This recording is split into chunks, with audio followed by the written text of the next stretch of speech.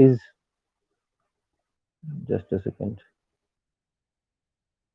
हाँ, आज हम लोग समझेंगे what is economy and economics, दो चीजें।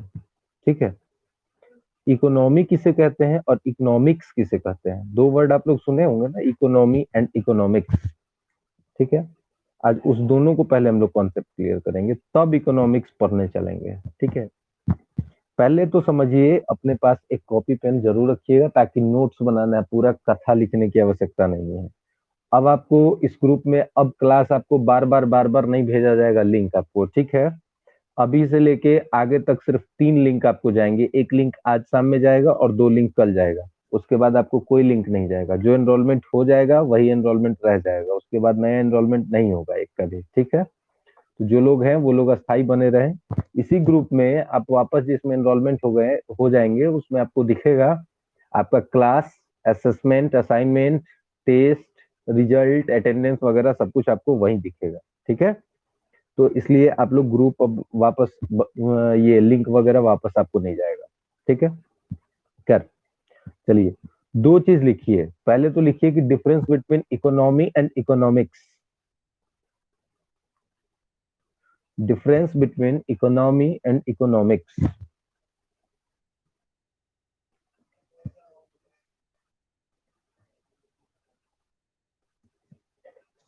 इकोनॉमी और इकोनॉमिक्स में, दोनों में डिफरेंस क्या है, पहले तो लिखिए इकोनॉमिक्स। इकोनॉमिक्स के बारे में पहले लिखिए, लिखिए कि economics is a science, economics is a science that studies, that studies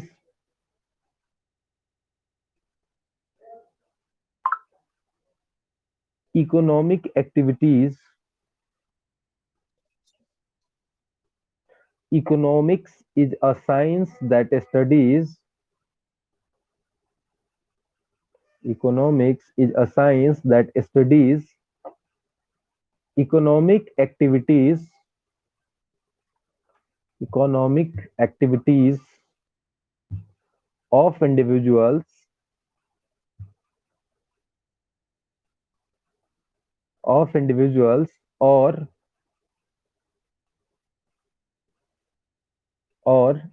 entitles, entitles, entitles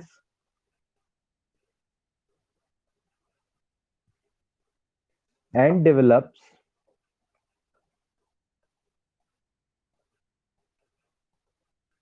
and develops possible models for their functioning, develops possible models for their functioning,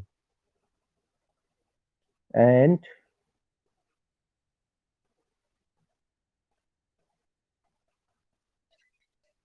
एक सेकेंड,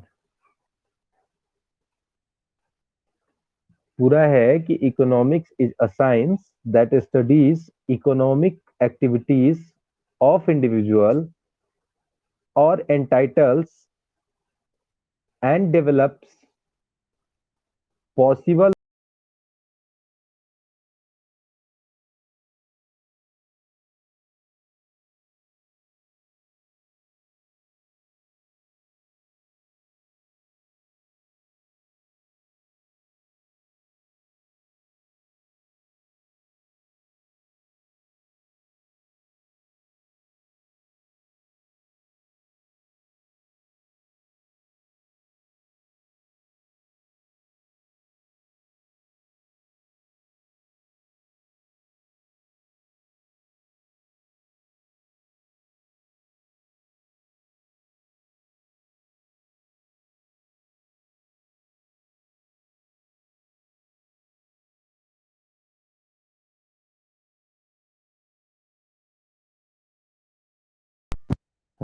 ठीक है, एक सेकेंड, एक सेकेंड,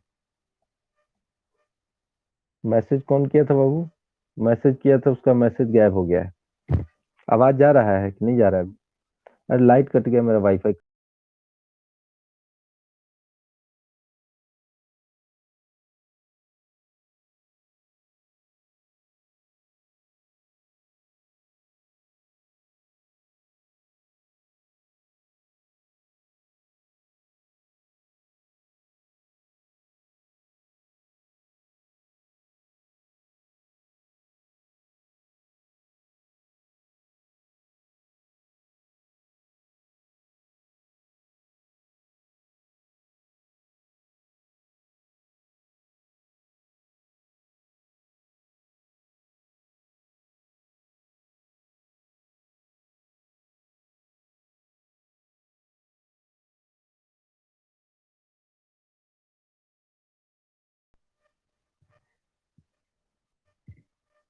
हेलो, आवाज जा रहा है? ठीक है। अरे वाईफाई से कनेक्ट कर देते हैं मोबाइल का, ये क्या बोलते हैं, फ्लाइट मोड पे डाल देते हैं ताकि कोई फोन वोन न करे। पता चला लाइट ही बीच में कट गई। खैर, इकोनॉमिक्स वाले डेफिनेशन में किसी का छूटा कुछ? एक बार वापस से कोई रिवाइज करो, क्या है इकोनॉमिक्स का डेफिनेशन? बोलो।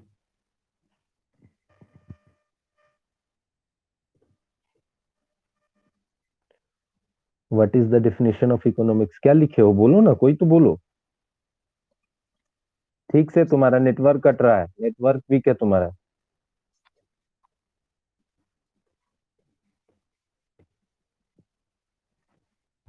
हेडफोन वगैरह है तो यूज करो।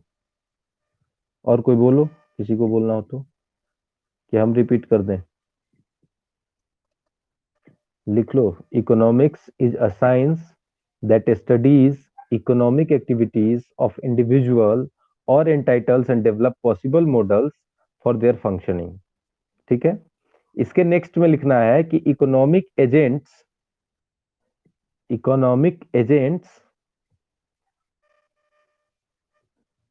Can be individual. Economics agent can be individuals, businesses, businesses, organizations, organizations, और गवर्नमेंट।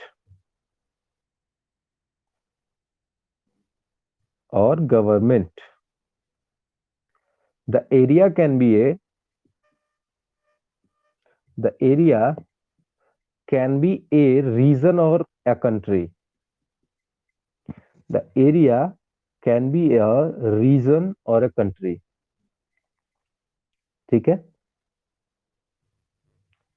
देखो, इकोनॉमिक्स के बारे में कहा जाता है कि इकोनॉमिक्स एक ऐसा साइंस है जो हम इकोनॉमिक एक्टिविटी जो अपने आसपास होती रहती है, हर एक इकोनॉमिक एक्टिविटीज लाइक पैसे का लेन देन, पैसा कैसे किसी से लिए, हम किसी चीज को पैसे के बदले में क्या दे रहे हैं, पैसे का डेवलपमेंट क्या हो रहा है, हम सामान के बदले में क्या दे रहे हैं, हम डेली लाइफ में जो भी इकोनॉमिक वर्क करते हैं, जो भी एक्टिविटीज करते हैं, उसके बारे में स्टडी जो होता है वो इकोनॉमिक्स कहलाता है। और इकोनॉमिक्स जो है, जितना पॉसिबल मॉडल्स हो सकता है इकोनॉमी को डेवलप करने के लिए, ठीक है, वो मॉडल्स डेवलप करता है इकोनॉमिक्स का स्टडी करके आदमी। जो आदमी इकोनॉमिक्स का स्टडी करेगा वही पैसे के बारे में लेन देन सही ढंग से समझ पाएगा और समझा पाएगा। इकोनॉमिक्स में किस किस चीज को हम मान सकते हैं कि किस किस चीज से हम इकोनॉमी कर सकते हैं? इंडिविजुअल, इंडिविजुअल का मतलब हो गया एक दूसरे के साथ, हम आपके साथ कुछ बिजनेस कर रहे हैं या आपसे पैसे की लेनी देनी कर रहे हैं। दूसरा बिजनेस है, जैसे हम एक पैसा ले लिए और किसी शॉप पे गए, शॉप को बोले कि शॉप वाले को बोले कि भैया 1 किलो चावल दे दो, 1 किलो चावल दिए, हम वहां से सामान लेके चले आए अपने, या उसको पैसा दे दिया, हम सामान लेके चले आए, that is called business. Organisations, organisations का मतलब हो गया कि बहुत बड़े बड़े कॉर्पोरेट हाउसेस, कॉर्पोरेट हाउसेज का मतलब हो गया रिलायंस। रिलायंस, हमारे यहाँ हम जियो का सिम यूज कर रहे हैं, तो जियो के सिम का यूज कर रहे हैं, हम उसको बदले में पैसे दे रहे हैं, वो पैसे को शेयर मार्केट में लगा रहा है, शेयर मार्केट से उसका पैसा बढ़ रहा है। ठीक है। तो दैट इज कॉल्ड ऑर्गेनाइजेशन। और गवर्नमेंट, और गवर्नमेंट को हम कैसे देते हैं पैसा? टैक्स के फॉर्म में, direct taxes, indirect taxes, direct taxes के फॉर्म में देते हैं, इनडायरेक्ट टैक्सेस के फॉर्म में देते हैं, फिर गवर्नमेंट उस पैसे को कलेक्ट करती है, फिर पब्लिक के डेवलपमेंट में लगाती है। ठीक है। Now, what is economy? लिखो, व्हाट इज इकोनॉमी?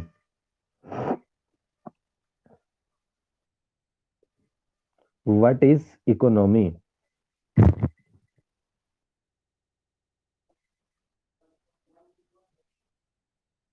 लिखो, इकोनॉमी जरूरी नहीं कि हम ये बोल रहे हैं कि व्हाट इज इकोनॉमी तो तुम पूरा लिखो ही इकोनॉमी, इकोनॉमी लिख के भी डैश दे सकते हो, कोई जरूरी थोड़ी है पूरा इकोनॉमी व्हाट इज इकोनॉमी लिखे, हम बोल रहे हैं तो सुनो। इकोनॉमी के बारे में लिखो कि economy is an area of production. Economy is a area of production,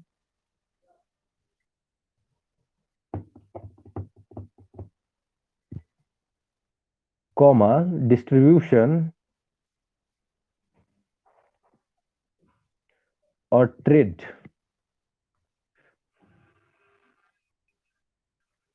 और trade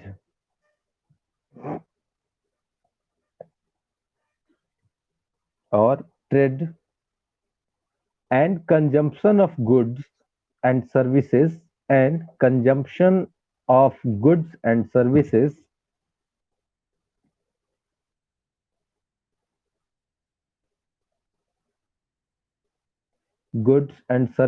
by different economic agents. कर रहे economy is an area of production, distribution or trade and consumption. Economy is an area of production, distribution or trade and consumption. Economy is an area of production, distribution or trade and consumption of goods and services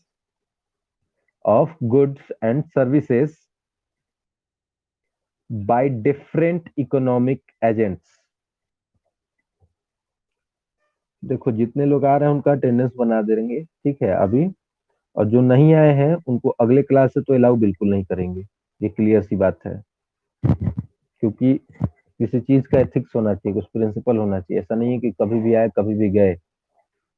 खैर, तो economy is an area of production. Economy क्या है? Economics को समझ गए। Economics क्या है? Economic activities को पढ़ने का साइंस है। कैसे हम इकोनॉमिक एक्टिविटीज को पढ़ रहे हैं और पढ़ने के बाद उसमें हम क्या मॉडिफिकेशन कर सकते हैं, उसको हम कैसे डेवलप कर सकते हैं, that is economics. What is economy? तो इकोनॉमी वैसा क्षेत्र है जिसमें हम production, distribution and trade and consumption of goods and services by the different economic agent. तो इकोनॉमिक एजेंट कौन कौन से हो गए? इंडिविजुअल हो गए, बिजनेसेज हो गए, ऑर्गेनाइजेशन हो गए और गवर्नमेंट हो गए। इन लोगों के द्वारा जो चीज प्रोड्यूस किया जाता है, जो चीज डिस्ट्रीब्यूट किया जाता है और जिस चीज का ट्रेडिंग किया जाता है या फिर उस चीज को कंजम्पशन में यूज किया जाता है, दैट इज कॉल्ड इकोनॉमी। कैसे? जैसे मान लो कि एक फैक्ट्री है, तो ऊपर में हम देखिए बिजनेसेस लिखा हुआ है, जो आपने लिखा है उस पर बिजनेस लिखा हुआ है। बिजनेस करता क्या है? बिजनेस किसी चीज को प्रोड्यूस करता है। मान लो बिजनेस प्रोड्यूस नहीं करता है, फिर भी जैसे एक किसान है, अगर किसान खेती कर रहा है तो गेहूं प्रोड्यूस कर रहा है, गेहूं प्रोड्यूस करके वो ट्रेड कर रहा है किसके साथ? किसी बड़े कंपनी के साथ। वो कंपनी उसको लेके गई, उसको गेहूं को पीसने के बाद फिर वो उससे बिस्किट बनाती है। वो बिस्किट मार्केट में फिर वो ट्रेड करती है, और जैसे ही ट्रेड करेगी, ट्रेड करने के बाद वो डिस्ट्रीब्यूट होने लगेगा। डिस्ट्रीब्यूट होगा तो उस पर कॉस्ट जोड़ा जाएगा, और उसको हम लोग फिर क्या करेंगे? कंज्यूम करेंगे। तो कंज्यूम कौन करेगा? इंडिविजुअल भी कर सकता है, बिजनेस भी कर सकता है, ऑर्गेनाइजेशन भी कर सकते हैं, गवर्नमेंट भी कर सकते हैं। क्योंकि गवर्नमेंट के बारे में, कैसे गवर्नमेंट कंज्यूम करेगा किसी चीज को? मान लीजिए कि आप कोई फसल उपजाते हैं, तो गवर्नमेंट उसको खरीदती है ना, एफसीआई के माध्यम से, पैक्स के माध्यम से गवर्नमेंट उस चीज को खरीद लेती है। तो गवर्नमेंट उसको कंज्यूम करेगी कैसे? फिर वो अनाज गवर्नमेंट खरीदेगी 1100 रुपए क्विंटल, और पब्लिक को देगी कैसे? 300 रुपए क्विंटल, है ना, क्योंकि पब्लिक हमारे यहाँ का भूखा नहीं मरे। फिर मान लो कि अगर हम किसी चीज को, प्राइवेट कंपनी को हम बेच रहे हैं अपना प्रोडक्शन, तो वो बेचेंगे तो स्वाभाविक सी बात है कि हम उसको बेचेंगे तो वो भी किसी को बेचेगा। हम उसको कम में देंगे, वो किसी को ज्यादा में देगा, क्योंकि ज्यादा में देने का मतलब ये है कि वो प्रोडक्शन को और इम्प्रोवाइज करेगा, और प्रोवाइज इम्प्रोवाइज करेगा, तब जाके वो आगे काम कर पाएगा। उसके बाद इसमें कहता है कि Indian economy is referred to production, distribution, trade and consumption of goods and services within Indian territory. अगर हम बात करें कि व्हाट इज इंडियन इकोनॉमी, तो याद रखिए इंडियन इकोनॉमी जो है वो बेस्ड है एग्रीकल्चर पे। ठीक है, भारत की अर्थव्यवस्था किस चीज पे बेस्ड है? एग्रीकल्चर पे। तो हम यहाँ पे क्या करते हैं? किसी चीज का प्रोडक्शन भी करते हैं, डिस्ट्रीब्यूशन भी करते हैं, ट्रेड भी करते हैं, कंजम्पशन भी करते हैं, गुड्स का भी करते हैं, सर्विसेज का भी करते हैं। जरूरी नहीं कि सर्विसेज, अब मान लो कि हम भारत हैं, सबसे ज्यादा चावल पश्चिम बंगाल में उपजाई जाती थी, है भी, अभी शायद प्रोडक्शन घटा है उसका। तो चावल मान लो कि पश्चिम बंगाल से उपजाया गया, तो पश्चिम बंगाल के किसान क्या कहलाएंगे? प्रोड्यूसर। वो वहां से क्या करेंगे? किसी भी एफसीआई गोदाम में गए, वहां पे बोले कि हम भाई साहब सरकार को ये बेचना चाहते हैं, सरकारी रेट पे बेचेंगे। तो वो जब सरकारी रेट पे बेच दिया उस चीज को, तो वो कहलाएगा ट्रेड। ट्रेड करने के बाद गवर्नमेंट उसको क्या करेगी, धान को पूरे देश में पहले तो उसको स्टोर करेगी, फिर पूरे देश में भेजेगी एक जगह से दूसरे जगह। भेजने के बाद वो वहां पे सस्ते रेट में डिस्ट्रीब्यूट कराएगी। जब डिस्ट्रीब्यूट हो जाएगा तो पब्लिक उसको क्या कर जाएगी, कंज्यूम कर जाएगी। फिर वही चीज घुमा के आपके पास चला गया। आपने चावल प्रोड्यूस किया, फिर वो चावल घुमा के आप ही के पास चला आया। आपने बेचा 1100 रुपए किलो, आपको मिल रहा है 300, ये 300 रुपए क्विंटल मिल रहा है आपको, 1100 रुपए क्विंटल बेच के। An economy is the result of a set of processes that involves its culture, education, technological evolution, history, social organization, as well as its geography, natural resource, endowment and ecology. देखो, economy किस किस चीज का result हो सकता है, economy कैसे तैयार होगा किसी चीज का। मान लो कि हमको किसी चीज का, अब हम ये बोल दे कि हमको राजस्थान में धान की खेती करनी है, क्या पॉसिबल है? धान की खेती पॉसिबल है राजस्थान में? क्योंकि वहां तो पूरा डिजर्ट है। तो डेजर्ट में तो आपको फिर वहां पे पानी, अब धान के चावल, 1 किलो चावल उपजाने में 11 लीटर पानी यूज होता है। वहां तो 11 लीटर पानी लेने के लिए लोग को 35 किलोमीटर दूर जाना पड़ता है। तो वहां पे पॉसिबल नहीं है। ठीक है। फिर कहता है कि, अब कहता है कि वहां पे एजुकेशन, अब मान लो कि हम एजुकेशन वहां पे डेवलप नहीं करते हैं, तो हमारे दादाजी जिस पैटर्न पे खेती करते होंगे उसी पैटर्न को हम खेती फॉलो करते चलेंगे, सेम चीज। लेकिन अगर हम एजुकेटेड होके आ रहे हैं, हम फार्मिंग का सीख के आ रहे हैं, तो हम हो सकता है कि धान की खेती को और अच्छे ढंग से कर सके। क्योंकि अभी आप लोगों को पता है या नहीं पता है, अभी जो है मेघालय साइड में एक धान की खेती हुई है जिसका नाम है ब्लैक ब्लैक पैडी, मतलब काला धान, जो माना जाता है कि वो शुगर वगैरह के लिए बहुत ही बेनिफिशियल है। कल्चर, आप कल्चर को फॉलो करते हैं। अब आप देखिए, जैसे जिस जगह पे आप रहेंगे, जिस चीज का प्रोडक्शन ज्यादा होता है, वो आपका कल्चर बनना शुरू हो जाता है। कैसे कल्चर बन जाता है? पोंगल का नाम आप सुने होंगे। पोंगल में क्या होता है कि जब पहला धान का फसल आता है, तो वो लोग क्या करता है, उसकी खिचड़ी या खीर बना के भगवान को चढ़ाता है, दैट इज कॉल्ड पोंगल। ठीक। उसके बाद कहता है कि टेक्नोलॉजिकल इवोल्यूशन, टेक्नोलॉजिकल इवोल्यूशन का मतलब हो गया कि पहले हम लोग खेतों में पानी पटाने के लिए नदी, नदी से फिर हम लोग डिपेंड हुए नहर, नहर से डिपेंड हुए तालाब। ठीक है। रिजर्वायर्स, अब धीरे धीरे हम लोग क्या कर रहे हैं, इस रिजर्वायर्स को बर्बाद कर रहे हैं। तालाब अब मिलेगा नहीं, कुआं खत्म हो गया, कुआं तो सुखा दिए हम लोग। और हम लोग बहुत टैलेंटेड आदमी है, धीरे धीरे समर्सिबल कराते हैं, धरती के भीतर का भी पानी एकदम खींच रहे हैं, और लास्ट में ऐसी स्थिति हो जाएगी ना कि पानी के लिए मर जाएंगे हम। ठीक है। तो टेक्नोलॉजिकल इवोल्यूशन हुआ। खेती करने के लिए लोग पहले बैल पे डिपेंडेंट थे, फिर खेती के बाद थोड़ा इवोल्यूशन हुआ, ट्रैक्टर आया, है ना। फिर ट्रैक्टर आने के बाद अब हम लोग अच्छे अच्छे अच्छे अच्छे मतलब इक्विपमेंट आ रहे हैं जिससे हम खेती को और मॉडर्नाइज कर सकते हैं। वहां पे हिस्ट्री उसका देख सकते हैं। सोशल ऑर्गेनाइजेशन कैसा है कि हाँ, वहां पे हम इस टाइप के सोसाइटी के लोग रहते हैं, धान का प्रोडक्शन करते हैं, बड़ा अच्छा प्रोडक्शन होता है। आप वहां पे ये देख सकते हैं कि फिर जब आप प्रोडक्शन करेंगे तो प्रोडक्शन में आपको ये देखना पड़ेगा कि वहां का ज्योग्राफी कैसी है, मतलब वहां का भूगोल कैसा है, जमीन कैसा है, हवा कैसी आती है, वहां पे बारिश कब कब होता है। फिर आपको नेचुरल रिसोर्सेज देखने पड़ेंगे। नेचुरल रिसोर्सेज का मतलब है कि आप एक चीज समझिए, कभी भी इकोनॉमिक्स विदाउट नेचुरल रिसोर्सेज के नहीं पॉसिबल हो सकता है। आप जितने नजदीक नेचुरल रिसोर्सेज के रहेंगे, उतना ही आपका बिजनेस उस चीज का बिजनेस डेवलप करेगा। कैसे? जैसे 1 मिनट के लिए मान लीजिए कि झारखंड में जो है मिनरल्स और ओर्स बहुत मात्रा में निकलते हैं ना, मिनरल्स और ओर्स। अब हम वहां पे अगर आयरन स्टील का फैक्ट्री लगाएंगे तो हमारा अच्छा चलेगा, क्योंकि इसलिए अच्छा चलेगा कि हम वहां से डायरेक्ट माल खरीद सकते हैं।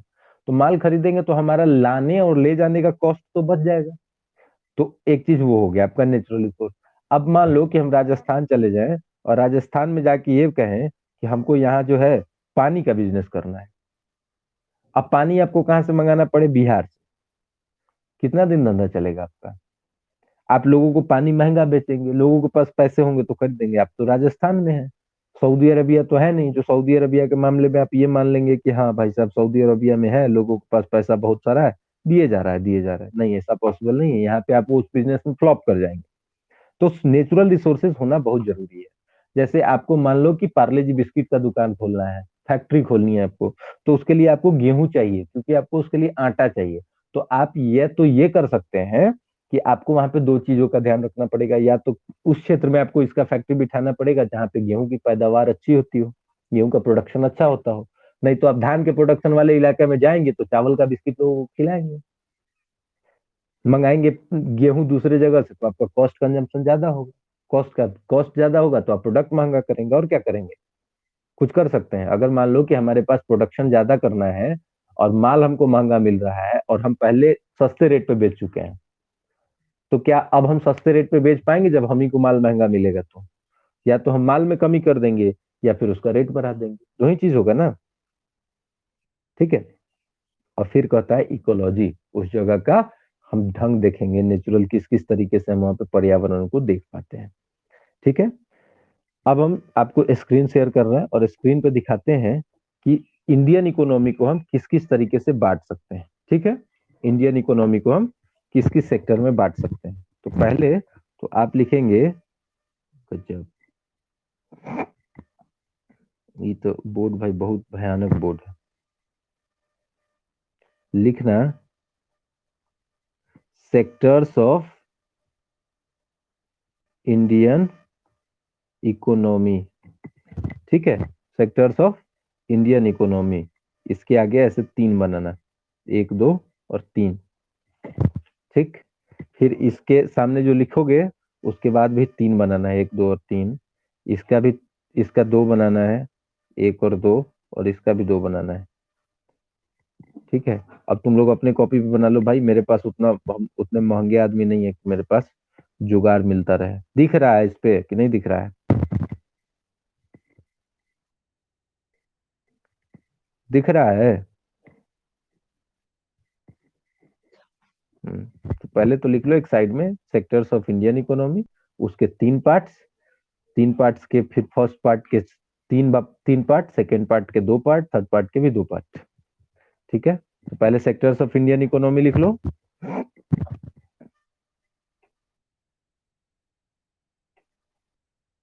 सेक्टर्स ऑफ इंडियन इकोनॉमी के पहला पार्ट होता है ऑन द बेसिस ऑफ, इसके तीन पार्ट, इसमें पहले में लिखो कि on the basis of nature of job, nature of job. दूसरा होता है कि on the basis of working condition, on the basis of working condition. तीसरा होता है on the basis of ownership, on the basis of ownership. पहला होता है on the basis of nature of job, दूसरा था on the basis of working condition, और second होता है on the basis of ownership.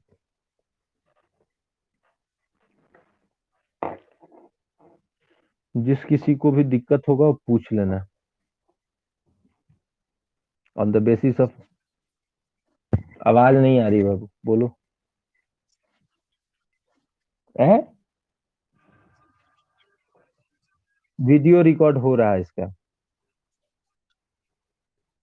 On the basis of nature of job, second on the basis of working condition, third on the basis of ownership. ठीक है।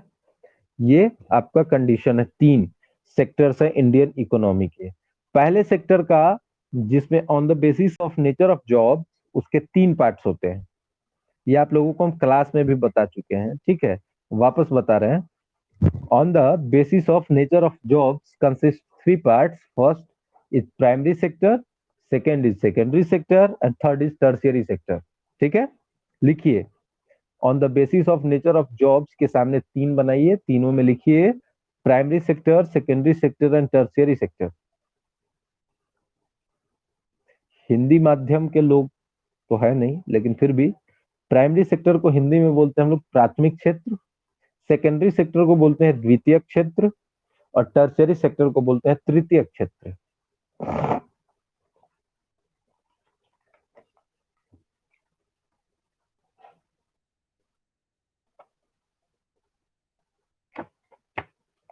ठीक। अब हम लोग एक एक करके इसको डिस्कस करेंगे और उसके बाद आगे चलेंगे, फिर हम दूसरे का लिखाएंगे अलग, तीसरे का अलग लिखाएंगे। ठीक है। देखो इसमें बेसिकली केवल पॉइंट्स है तो लिखना तो पड़ेगा। ठीक। पहले लिखो प्राइमरी सेक्टर, प्राइमरी सेक्टर। ये तो क्रैश कोर्स तो है नहीं जो एकदम फटाफट खींच दे, तो इसलिए लिखो प्राइमरी सेक्टर। प्राइमरी सेक्टर का फर्स्ट पॉइंट बना के लिखो, it is concerned, it is concerned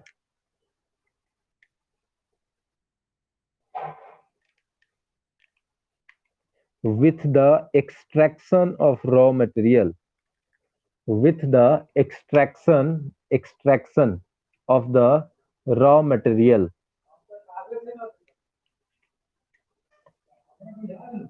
ठीक है। It is concerned with the extraction of raw material. Second point में लिखिए, कौन कौन से चीज का एक्सट्रैक्शन करता है रॉ मटेरियल में? Agriculture, agriculture, mining,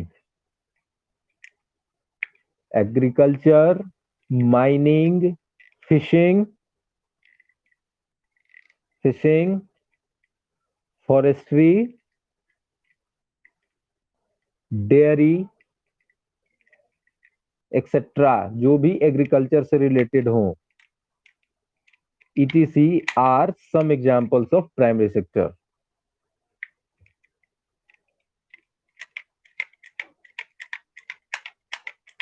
third,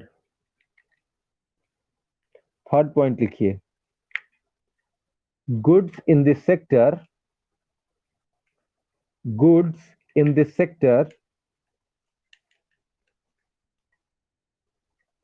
are produced by exploiting natural resources. Goods in this sector are produced by exploiting natural resources. Goods in this sector are produced by exploiting natural resources. It forms the base of, it forms the base of all products, all products that we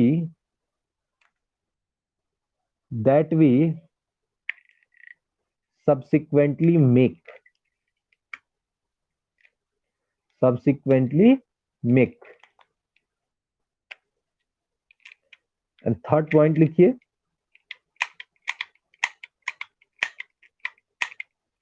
third point लिखिए, people engaged in primary activities,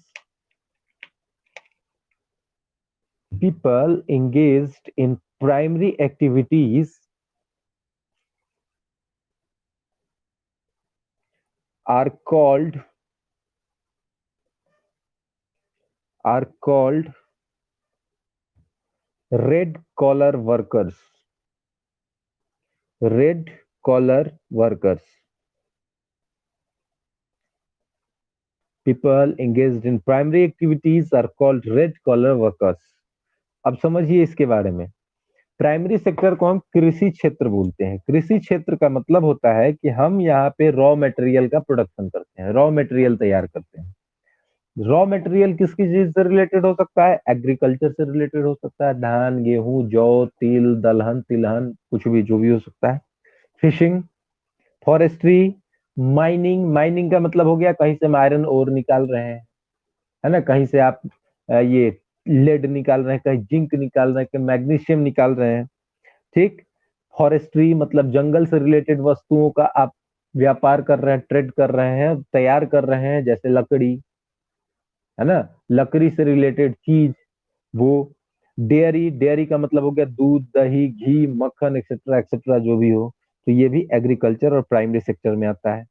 कहता है कि हम यहाँ पे primary sector को तैयार करते हैं नेचुरल रिसोर्सेज को बर्बाद करके, ठीक है।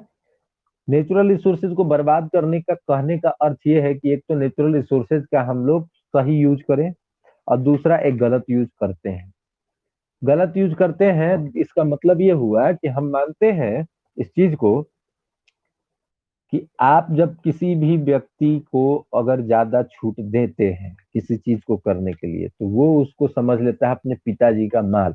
पिताजी का माल समझने का अर्थ ये हो गया कि अगर सनलाइट हमें मिल रहा है ना, सनलाइट मिल रहा है तो हम उसको क्या करते हैं, उसका कोई यूज नहीं समझ में आता है, क्योंकि ज्यादा नजदीक जाएंगे तो जला के काला कर देगा। लेकिन एक एग्जाम्पल अगर आप पानी का लेते हैं, तो पानी का एग्जाम्पल आप लेंगे तो पानी को हम लोग किस ढंग से यूज करते हैं समझ में आता है। पानी का कितना मिस यूज करते हैं, ब्रश करते रहते हैं, नल चलते रहता है ना।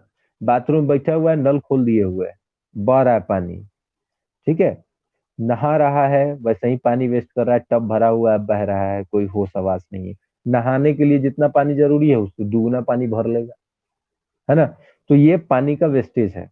तो ऐसा होगा कि धरती पे, वैसे भी आप लोग पढ़े लिखे लोग हैं, धरती पे पानी की वैसे भी कमी है। हम अगर उसका मिसयूज करेंगे तो पानी जिस दिन खत्म हो जाएगा उस दिन आप सलाइन वाटर नहीं पी सकते हैं। और सलाइन वाटर को प्यूरिफाई करने की कोशिश की जा रही है, लेकिन फिर भी वो आदमी के लिए सुटेबल नहीं हो पा रहा, ठीक है। तो प्राइमरी सेक्टर में जो लोग काम करते हैं वो कौन से कॉलर के लोग कहलाते हैं, रेड कॉलर, ठीक है। नाउ सेकेंडरी सेक्टर लिखिए, सेकेंडरी सेक्टर में भी 4 points.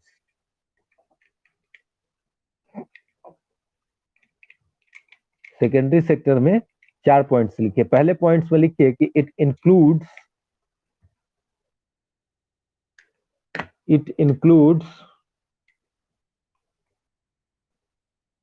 The industry, it includes the industry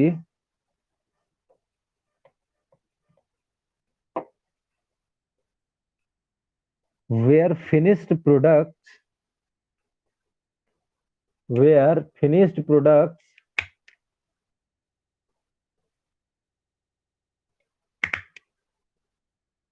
where finished products are made from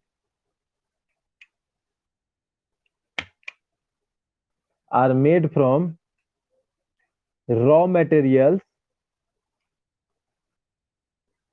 raw materials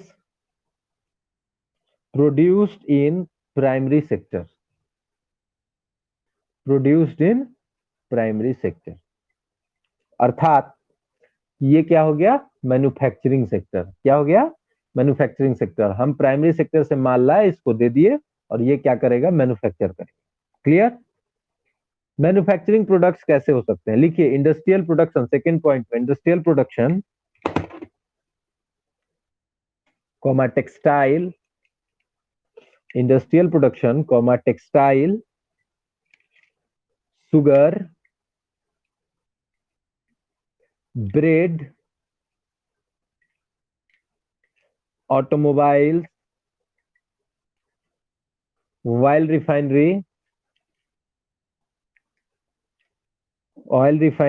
etcetera comes under this sector. इसमें हम लोग क्या क्या लाते हैं, textile, sugar, bread, automobile, oil refinery. जिस भी चीज को हम रॉ मटेरियल से तैयार करते हैं, जैसे जैसे सऊदी अरब जो है वो कच्चे तेल का सबसे बड़ा उत्पादक देश माना जाता है, ठीक है। रॉ ऑयल, क्रूड ऑयल बोलते हैं उसको, क्रूड ऑयल का सबसे बड़ा प्रोडक्शन करता है। लेकिन उसको प्यूरिफाइड ऑयल का सबसे बड़ा प्रोडक्शन हम लोग करते हैं। तो हम लोग अपने लोगों के पास क्या है, प्लांट।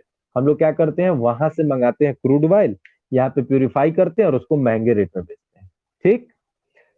अपने यहाँ क्या करते हैं, हम कॉटन खरीदते हैं, कॉटन बॉल्स होता है, वो कॉटन बॉल्स खरीदते हैं, उसको फिर हम लोग मशीन में भेजते हैं, फिर धागा तैयार होता है, फिर धागा तैयार करने के बाद हम टेक्सटाइल तैयार करते हैं, और टेक्सटाइल महंगा बिकेगा। गेहूं खरीद लिए, ब्रेड बना दिए, महंगा बिकेगा। गन्ना खरीद रहे हैं, शुगर बना रहे हैं, महंगा बिकेगा, है ना। तो वो चीजें हैं। इसमें थर्ड पॉइंट लिखिए कि in this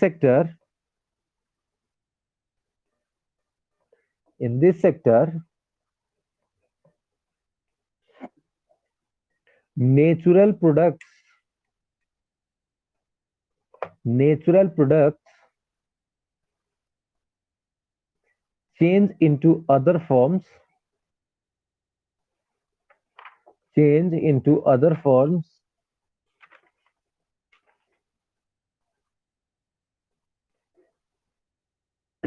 through ways through ways of manufacturing associated with industrial activities, associated with industrial activities, मतलब ये कि इस सेक्टर में हम नेचुरल प्रोडक्ट्स को लेके आते हैं जो जैसा एज इट इज फॉर्म में रहता है प्राइमरी सेक्टर में, उसको हम लेके आते हैं यहाँ पे, हम उसको मैन्युफैक्चरिंग के तरफ से उसको इंडस्ट्रियलाइज करते हैं और इंडस्ट्रियलाइज करके उसका हम कुछ फॉर्म बदल देते हैं। जैसे दूध आया, हम उसको फिर क्या कर दिए, इम्प्रोवाइज करेंगे, मैन्युफैक्चराइज करेंगे, उसको इंडस्ट्रियलाइज करेंगे और उसको क्या बना देंगे, बटर। बटर बनाएंगे, मार्केट में महंगा बिकेगा भाई साहब, है ना। लास्ट पॉइंट इसमें लिखिए कि people engaged in secondary activities, people engaged in secondary activities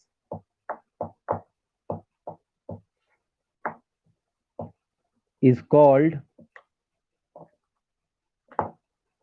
are called लिखना है, are called blue collar workers, blue collar workers, ठीक है। लास्ट सेक्टर लिखिए आप लोग, टर्शियरी सेक्टर ब्रैकेट में लिख लीजिएगा और सर्विस सेक्टर। एक छोड़ो, कट गया। हाँ, टर्शियरी सेक्टर और सर्विस सेक्टर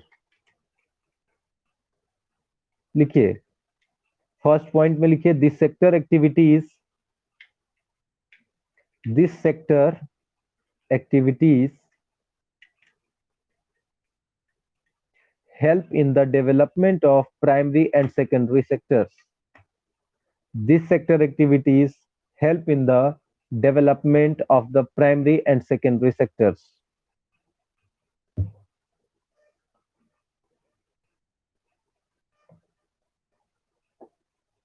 Second point में लिखिए कि these activities by themselves,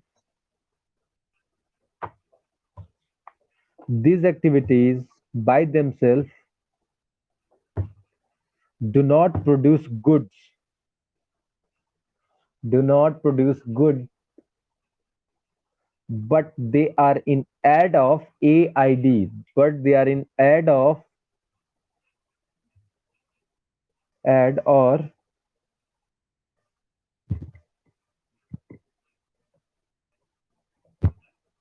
add or a support for the production processes, for the and add or a support for the production processes. Third point है transport, storage, communication, banking, insurance, trade are some examples of tertiary activities. क्या हुआ? Transport, storage, communication, banking, insurance, trade are some examples of tertiary activities. ठीक है।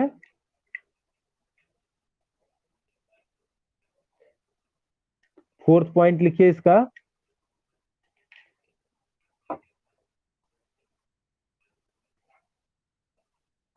Fourth point लिखिए इसका, these activities generate, these activities generate, these activities generate services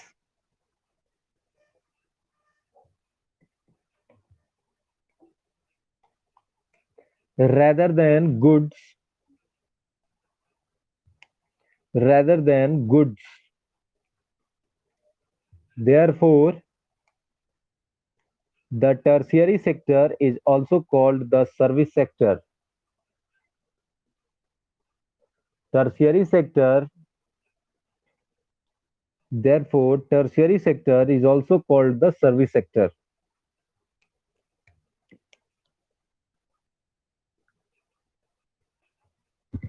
ठीक।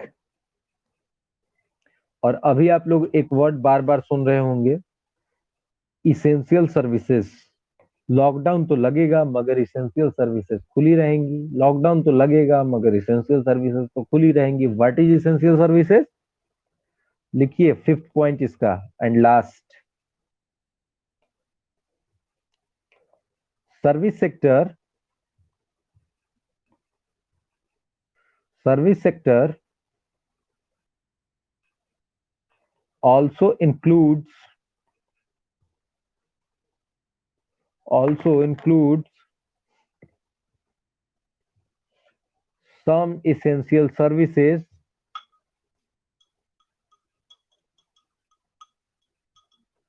some essential services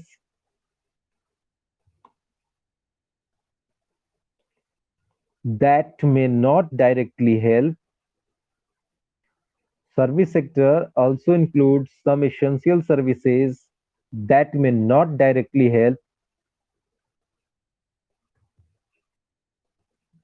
in the production of goods,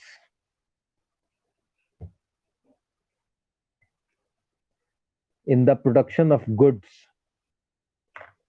For example,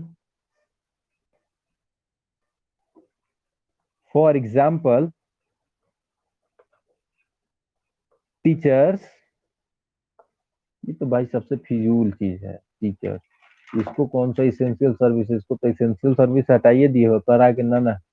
सबसे निकम्मा निकृष्ट आदमी यही सब है। टीचर क्या करेगा? बाथरूम में कितना लोग लेटरिन कर रहा है उसका फोटो खींचेगा, कितने बाथरूम बने उसका फोटो खींचेगा, सत्यानाश। For example teachers, doctors and those, teachers, doctors, and those who provide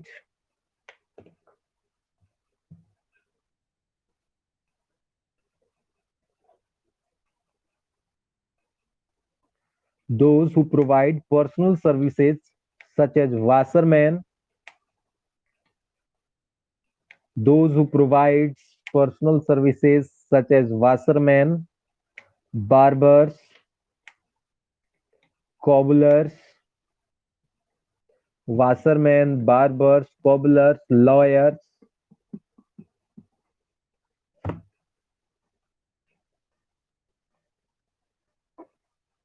lawyers, and people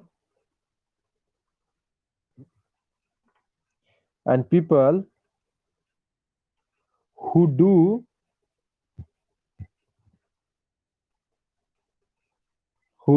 these activities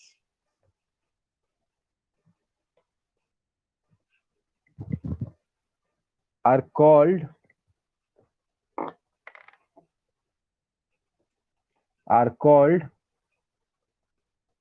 white collar workers, white collar workers, है ना? ठीक है, अब इसको हम लोग समझ लेते हैं पहले, फिर आगे बढ़ेंगे, बढ़ना होगा तो। खैर, कहता है कि टर्शियरी सेक्टर, कहता है कि this sectors activities help in the development of the primary and secondary sector. अब क्या होगा कि एक तो मान लो कि गेहूं के खेत में गेहूं अपने आप तो हो नहीं जाएगा, उसको उपजाने के लिए कोई आदमी लगेगा, लगेगा ना? तो उसको जो उपजाएगा वो क्या कहलाएगा, किस सेक्टर का आदमी हो जाएगा? सर्विस सेक्टर यानी टर्शियरी सेक्टर का आदमी हो जाएगा। उसको कोई सुझाव दे रहा है कि तुमको खेती ऐसे करना चाहिए, ऐसे करोगे तो बढ़िया प्रोडक्शन होगा, वो भी टर्शियरी सेक्टर का होगा। खेती करने के समय कोई उसको खेत जोतने के लिए ट्रैक्टर प्रोवाइड कर रहा है, मतलब उसको ट्रैक्टर की सर्विस दे रहा है, they are also called service sectors. मतलब जो ट्रैक्टर चलाने वाला या ट्रैक्टर भिजवाने वाला वो क्या कहलाएगा? Essential service. और टर्शियरी सेक्टर का व्हाइट कॉलर आदमी कहलाएगा वो। ठीक है, होता क्या है कि ऐसे एक्टिविटीज में जो टर्शियरी सेक्टर के लोग होते हैं वो डायरेक्ट इन्वॉल्व नहीं होते, वो इनडायरेक्टली इन्वॉल्व होते हैं।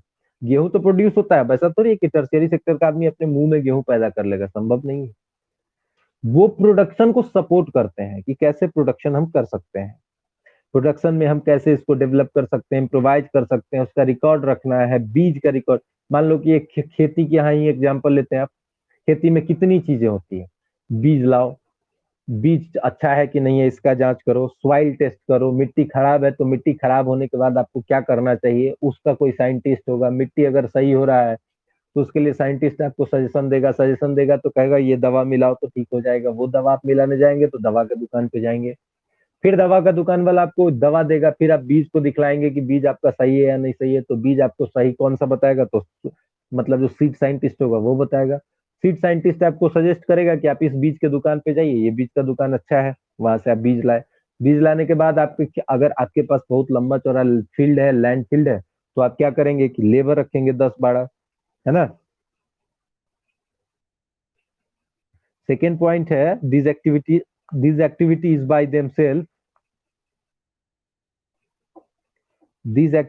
by themselves do not produce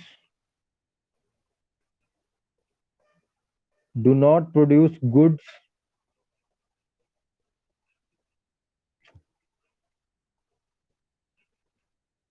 but they are an aid, but they are an aid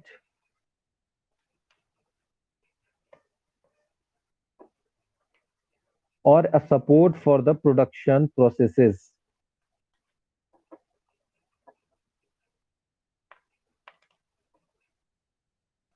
And support for the production processes.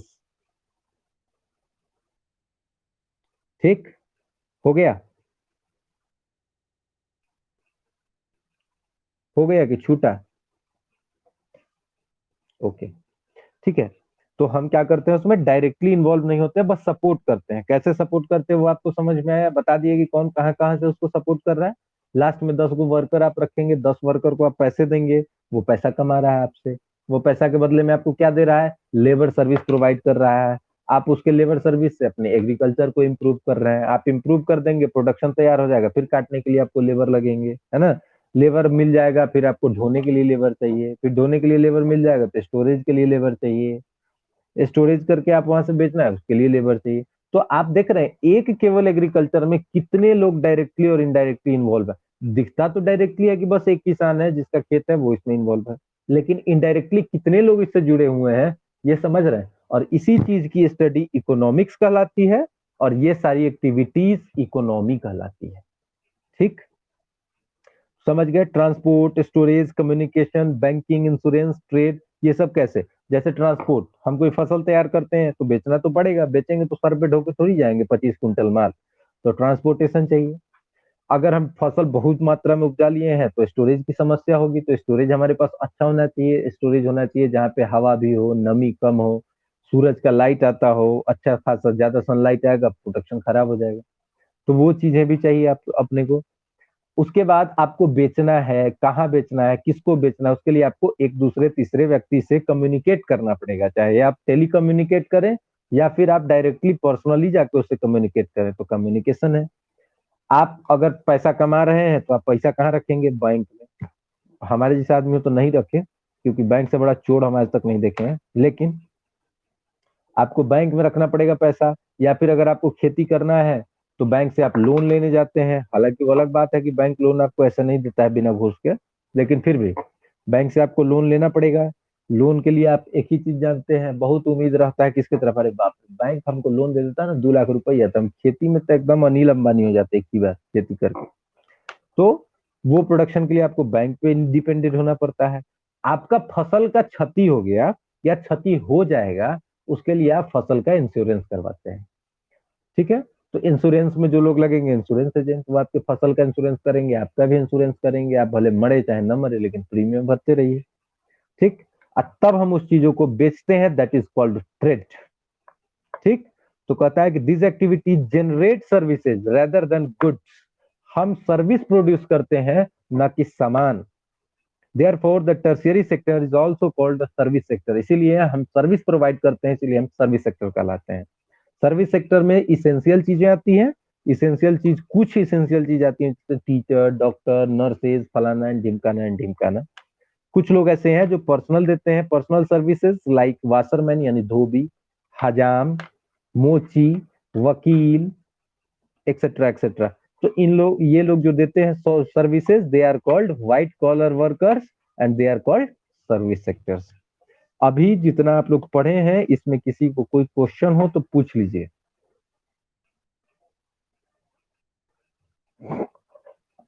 किसी को कोई सवाल जवाब हो तो पूछ लो। इकोनॉमी और इकोनॉमिक्स में आई होप कि आप लोगों को डिफरेंस समझ में आया हो। ठीक है, कि आप इकोनॉमी और इकोनॉमिक्स को कैसे पढ़ेंगे। किसी को कोई दिक्कत इकोनॉमी और इकोनॉमिक्स में?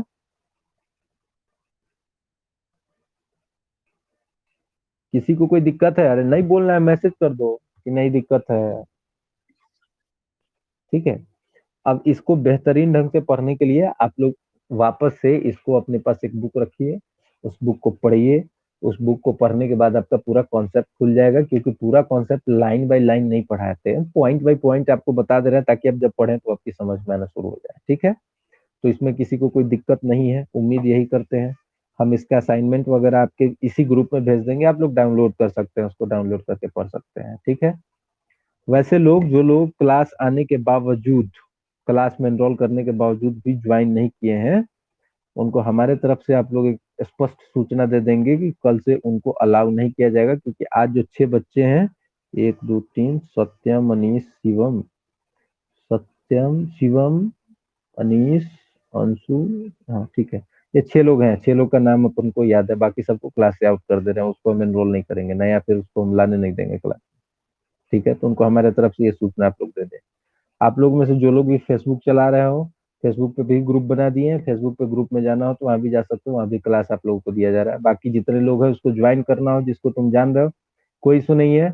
अब एक चीज और, स्कूल के जो तुम्हारे स्कूल के बच्चे हैं उनको एनरोल करने में भी बुराई नहीं है, बशर्ते उस बच्चे से अगर जब पूछा जाए, इंक्वायरी इंक्वायरी करने का मतलब है कि अगर स्कूल वाला इंक्वायरी कर रहा है, सिवाय गधाई के कुछ नहीं कर रहा है। लेकिन फिर भी अगर बच्चे आ रहे हैं तो उनको आने में कोई आपत्ति नहीं है, स्कूल वाला पूछ ले तो कह देना कि सर से ट्यूशन पढ़ते हैं, ऑनलाइन पैसा देते हैं, बात खत्म। ठीक है, इसमें कोई दिक्कत? तो इतना हम कर सकते हैं, बाकी लोगों को आप इन्फॉर्म कर देंगे, जो लोग जिनके कांटेक्ट में जो भी हैं, लड़के लड़की, लड़का लड़की के अलावा जो लोग भी हों, उनको आप लोग हमारे तरफ से इंफॉर्मेशन दे देंगे, ग्रुप में ज्वाइन करवा देंगे उनको। जहां दिक्कत होगी हमसे आप लोग एक बार बातचीत कर लेंगे। ठीक है। और इसके अलावा और कोई सहायता आप लोगों को चाहिए तो बताइए, और कोई दिक्कत हो रही हो पढ़ाई के अलावा किसी सब्जेक्ट में। और हाँ, एक बात, अगर 10th क्लास वालों, बायोलॉजी में अगर दिक्कत हो रहा हो तुम लोगों को तो पढ़ लो, और बायोलॉजी में दिक्कत हो रही होगी तो डायरेक्ट हमसे पूछ लेना, हम बायोलॉजी बता देंगे। ठीक है। ठीक है। ठीक है, चलिए, आज के लिए इतना ही काफी है। बहुत बहुत धन्यवाद, फिर शाम में मिलते हैं।